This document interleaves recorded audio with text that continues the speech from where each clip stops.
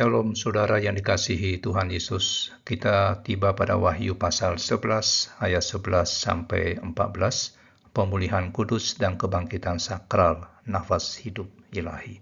Demikianlah firman Tuhan.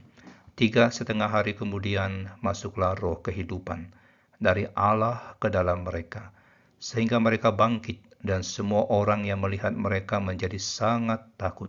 Dan orang-orang itu mendengar suatu suara yang nyaring dari surga berkata kepada mereka, "Naiklah kemari." Lalu naiklah mereka ke langit, diselubungi awan, disaksikan oleh musuh-musuh mereka. Pada saat itu terjadilah gempa bumi yang dahsyat, dan 1/10 bagian dari kota itu rubuh, dan 7.000 orang mati oleh gempa bumi itu, dan orang-orang lain sangat ketakutan, lalu memuliakan Allah yang di surga. Celaka yang kedua sudah lewat, lihatlah celaka yang ketiga segera menyusul. Saudaraku, ayat yang ke-11 kitab Wahyu ini menggambarkan kebangkitan dua saksi yang mewakili komunitas orang percaya setelah mereka tampaknya kalah oleh kuasa kegelapan. 3,5 hari yang disebutkan menggambarkan masa penganiayaan gereja. Meskipun gereja sering dihina dan diserang oleh kekuatan jahat, ini bukanlah akhir dari cerita. Roh kehidupan dari Allah yang masuk ke dalam para saksi mengingatkan pada kisah tulang-tulang kering di kitab Yehezkiel yang dihidupkan kembali oleh Tuhan. Dan ini menunjukkan kebangkitan orang mati oleh roh Allah.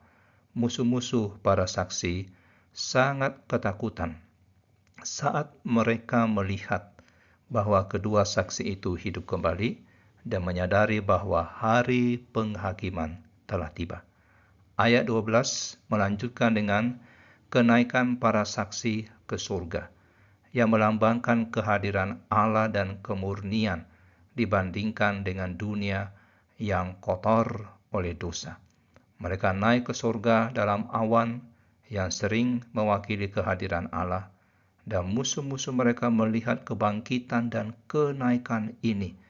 Mereka menyadari bahwa para saksi itu benar-benar milik Tuhan. Dan dilanjutkan di ayat 13 menggambarkan gempa bumi yang besar yang menghancurkan 1/10 kota, menewaskan 7.000 orang, dan membuat yang tersisa memuliakan Allah. Gempa bumi ini melambangkan penghakiman terakhir. Jumlah 7.000 bersifat simbolis, menunjukkan kerusakan besar, dan mereka yang selamat bertobat dan memuliakan Allah. Dan di ayat 14, saudara, ini menandai akhir dari bencana kedua dan mempersiapkan bencana ketiga yang lebih mengerikan. Semua peristiwa ini menunjukkan momen-momen akhir zaman, menggarisbawahi kekuasaan Allah atas segala sesuatu dan keselamatan yang mencakup seluruh dunia bagi orang-orang yang percaya. Pertobatan orang-orang yang tersisa tidak disebabkan oleh penderitaan para martir, tetapi oleh penghakiman yang mereka saksikan. Dan ayat ini menekankan sifat apokaliptik dari kitab Wahyu dan mempersiapkan peristiwa-peristiwa besar yang akan datang. Saudara, kisah tentang dua saksi dalam Wahyu mengingatkan kita akan kebangkitan dan pemulihan yang datang dari Tuhan, bahkan setelah penganiayaan dan penderitaan.